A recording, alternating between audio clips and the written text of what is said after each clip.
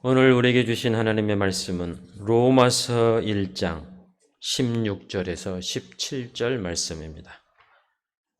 신약성경 239쪽입니다. 로마서 1장 16절에서 17절 말씀입니다. 이 계시의 말씀을 봉독할 때에 하나님의 음성을 듣는 저와 여러분이 되시기 바랍니다. 내가 복음을 부끄러워하지 아니하노니 이 복음은 모든 믿는 자에게 구원을 주시는 하나님의 능력이 됨이라. 먼저는 유대인에게요 그리고 헬라인에게로다.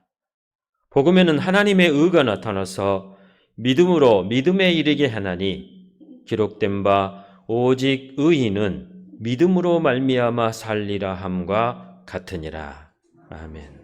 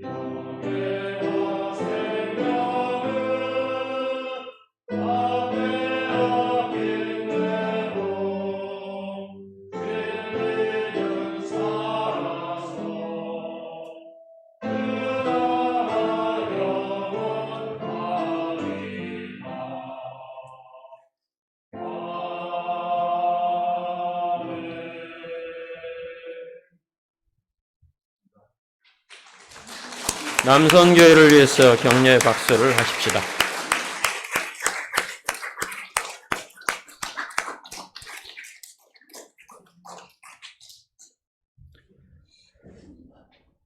제네바 음악 콩쿠르라는 대회가 있습니다.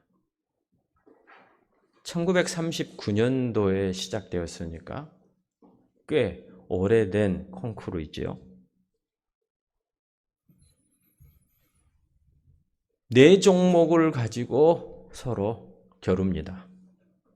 피아노, 성악, 현악, 관악. 재작년인가요? 성악 부분에 1등과 2등, 3등이 결정이 되어서 이제 수상자들이 공연을 하게 되었습니다. 1등을 하신 분은 키가 훤칠하고요. 또 체격도 아주 당당했습니다. 그래서 성량이 어마어마했습니다. 그런데 이 일을 한 성악가는 체구가 제가 보기에 한 1m 160cm가 될까 말까 한, 그리고 몸도 왜소한 여성 성악가였습니다. 소리가 제대로 나올 수 있을까 염려가 되기도 했습니다. 그 성악가 뒤에는 70여 명의 오케스트라가 딱 연주를 하려고 대기하고 있습니다. 연주가 시작되었어요. 70명이 되는 그 오케스트라에서 내뿜어져 오는 소리와 조그만하고 왜소한 체격의 그 여성 성악가가 소리를 내는데 큰 소리로 노래하는 것도 아니었습니다. 잔잔한 소리로 노래했습니다. 그런데 그 소리가 70여 명이 연주하는 그 오케스트라 소리를 뚫고 가슴에, 폐부에 전달되는 그런 경이로운 일이 일어났습니다. 그 소리를 들으면서 판소리의 명창의 이야기가 생각났습니다. 전주 대사습 대회가 38회로 얼마 전에 끝났지요. 9월 6일부터 시작해서 10월 12일까지. 이번에 장원을 차지한 김병회 씨는 판소리 부분에서 23년 만에 재도전하여 가지고 1등을 했습니다.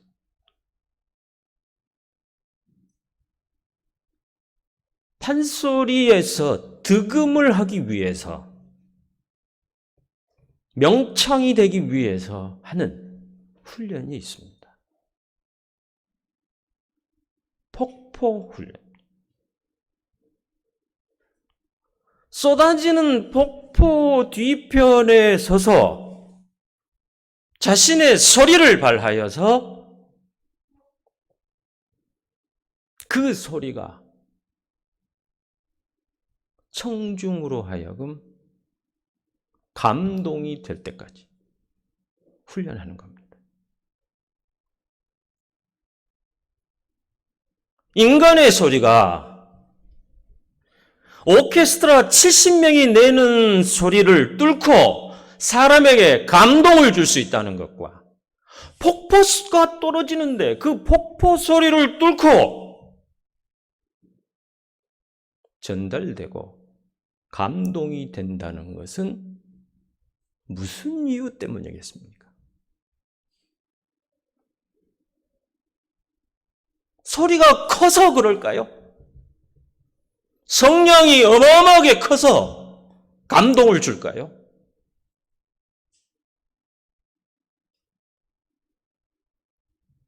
그것은 아닙니다.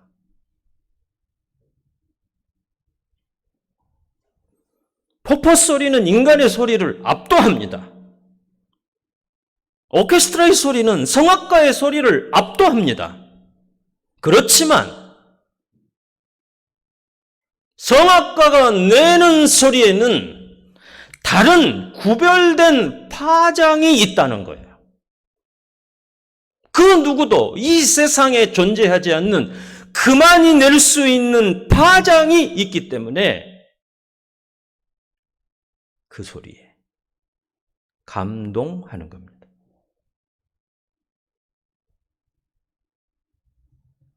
성악가나 국악인이 득음했다는 것은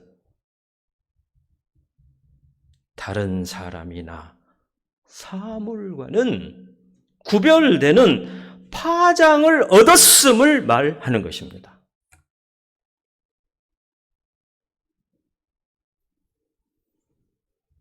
그리스도인이라는 것이 무엇일까요? 이것 역시 세상과는 다른 파장을 지녔다는 것을 말합니다.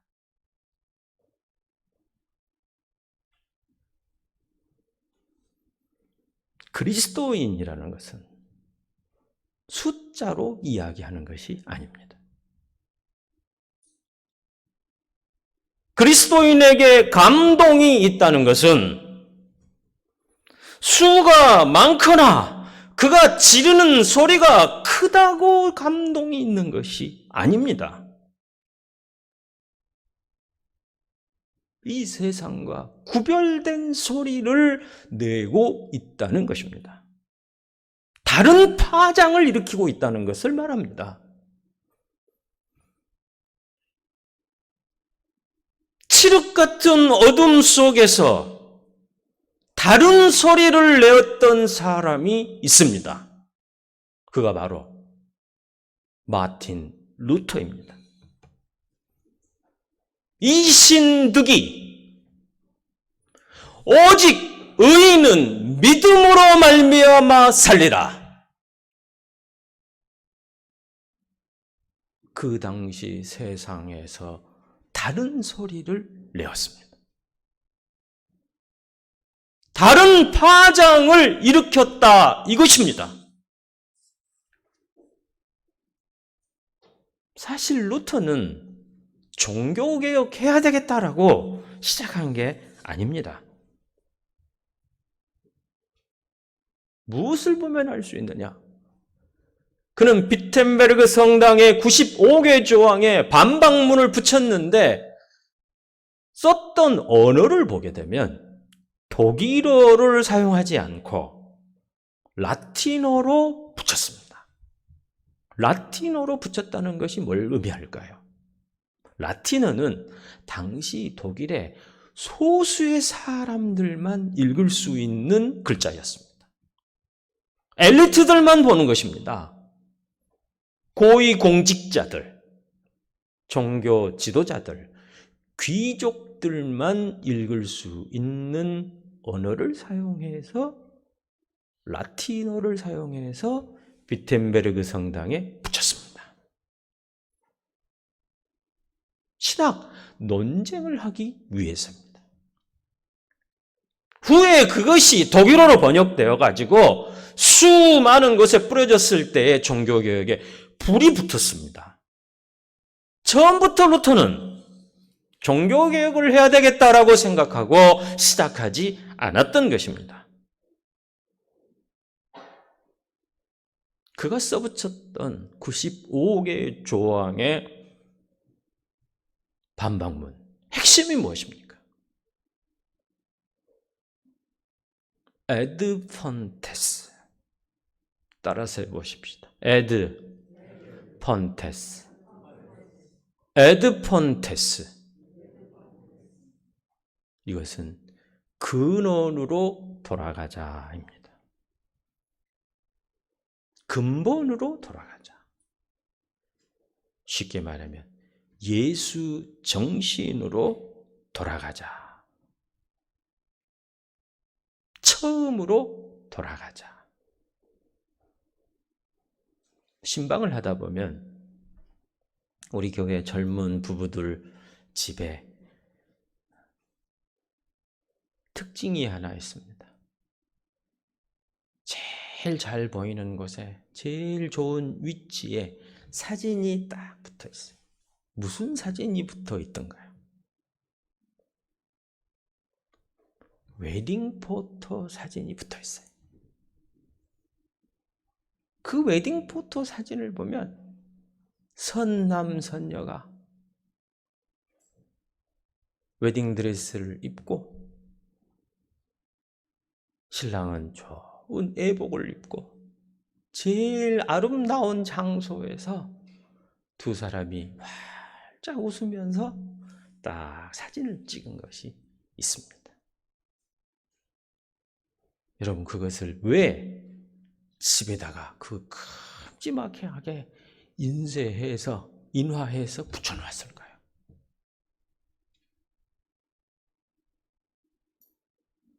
살다 보면 상대방이 미워질 때가 있어요. 상대방이 꼴보기 싫어질 때가 있어요. 제가 총이 있으면 갖다가 딱 쏴버리고 싶다고 이랬더니 저희 집사람이 나는 따발총으로 쏘고 싶다.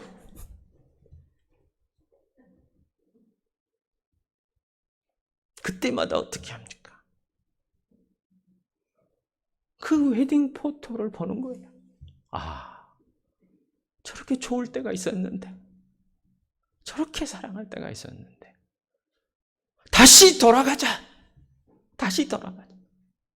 그 시절을 다시 보자. 이래서 붙여놓은 것 아니겠습니까?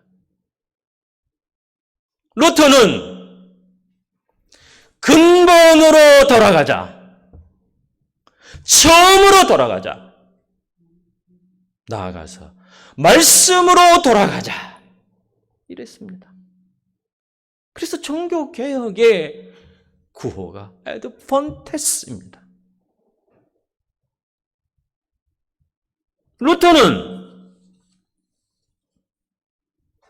무엇에 그러면 집중했을까요? 루터는 먼저 자기 문제에 집중하였습니다.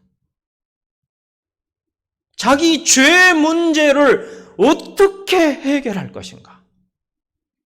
내 죄를 어떻게 사함받을 것인가? 루터는 수도사입니다. 수도사가 아침에 일어나서 말씀 보고 일하고 밥 먹고 또 일하고 또 성경 보고 또 예배하고 또 일하고 또 기도하는 사람이 죄를 지었으면 얼마나 짓겠어요? 봉쇄수도원에 들어가가지고 남자들만 모여가지고 거기에서 말씀 보고 일하고 기도하고 이런 일을 하는 사람들이. 그런데도 루터에게는 자기 안에 있는 죄가 아주 크게 느껴졌습니다. 기록에 의하면 일주일에 20번 이상 찾아가가지고 자기 주임 신부에게 고해성사를 한 기록이 있습니다. 얼마나 자기 죄에 대해서 고백을 하고 사죄를 요청하든지 그 주임 신부가 뭐라고 했느냐? 루터야, 제발 죄 좀 모아갖고 와라. 죄 좀 모아가지고 와라. 이렇게 말할 정도였어요. 루터는 로마에 있는 성 스칼라 성당에 가게 됩니다. 거기에는 계단 성당입니다. 콘스탄티누스 어머니가 예수님 당시에 있었던 계단을 뜯어다가 거기에다가 진열해 놓았습니다. 거기를 무릎으로 기어서 키스하면서 올라가면서 사죄를 하면 죄가 사해진다는 속설이 있었습니다. 무릎이 까지도록 그것을 기어 올라가는 거예요. 올라가면서 하나님 앞에 사죄하고 참회하고 죄를 고백하면서 그 성당을 오르락 내리락 했습니다. 그 성당을 오르내릴 때에 루터에게 깨달음이 딱 왔습니다. 내가 구원받는 것은, 사죄받는 것은 이 계단을 기어 올라가면서 죄 고백하는 것에 있지 않고 믿음으로 구원받는다는 이 사실입니다. 아멘. 로마서에 있는 이 말씀, 오직 의인은 믿음으로 말미암아 살리라. 이 말씀이 루터에게 깨달음을 주었고 이 말씀을 붙들고 루터는 그 자리에서 일어섭니다. 여기에서 우리가 기억할 말씀이 있습니다. 개혁은 외부에서부터 시작하지 않는다는 사실입니다. 개혁은 나로부터 시작합니다. 종교개혁의 시작은 루터의 내부로부터 시작했습니다. 우리는 자꾸 다른 사람을, 조직을 단체를, 나라를 바꾸려고 합니다. 천만의 말씀입니다. 개혁은 나를 바꾸는 겁니다. 개혁은 나의 내부부터 시작되는 겁니다. 종교개혁의 시작은 루터인데, 루터는 자기의 죄 문제를 해결하기 위하여서 깊이 있게 묵상하고 그 당시에 이 일을 행하였습니다. 또한 개혁은 근원에서부터 시작합니다. 그 근원이 무엇입니까? 하나님의 말씀인 줄 믿습니다. 말씀에서 시작합니다. 헌법에서 시작한 것이 아닙니다. 무브먼트에서 시작한 것이 아닙니다. 말씀을 보면서 말씀이 무엇이라고 말하는가? 성경이 뭐라고 말하는가? 거기에서부터 개혁이 시작됩니다. 왜냐? 세상의 가르침, 사상, 이데올로기, 트렌드, 문화, 이것은 다 바꿔져 버립니다. 저 도서관에 쌓여있는 지식 5년만 되면 폐기 처분해야 되고 2배 이상이 막 됩니다. 그러나 변하지 않는 것이 있습니다. 어제도 오늘도 1000년 전에도 500년 전에도 앞으로 주님 오실 때까지 변하지 않는 것이 있습니다. 그것이 무엇입니까? 말씀입니다. 루터는 하나님의 말씀을 들고 그 말씀이 무엇이라고 말하는가? 거기에 집중하다가 종교개혁의 시초가 되었습니다. 필름의 가족 여러분, 남편을 바꾸려고 하지 마십시오. 아내를 바꾸려고 생각하지 마세요. 자녀를 바꾸려고 생각하지 마세요. 나라를 바꿔집니까? 조직을 바꾸려고 하지 마세요. 무엇을 바꿔야 합니까? 나를 바꾸시기 바랍니다. 거기에서부터 개혁이 시작됩니다. 그리고 변하지 않는 기준을 붙드십시오. 말씀을 붙드셔야 합니다. 그것이 종교개혁입니다. 이 개혁 정신을 기억해야 합니다. 대한예수교 장로회 신림교회는 리폼드 처치의 기초 위에 있는 프레스비테리언 교회입니다. 바꾸어 갑니다. 스스로를 개혁해 갑니다. 하나님의 말씀을 붙들고 나아갑니다. 이런 은혜가 저와 여러분에게 있기를 축원드립니다. 기도하십시다.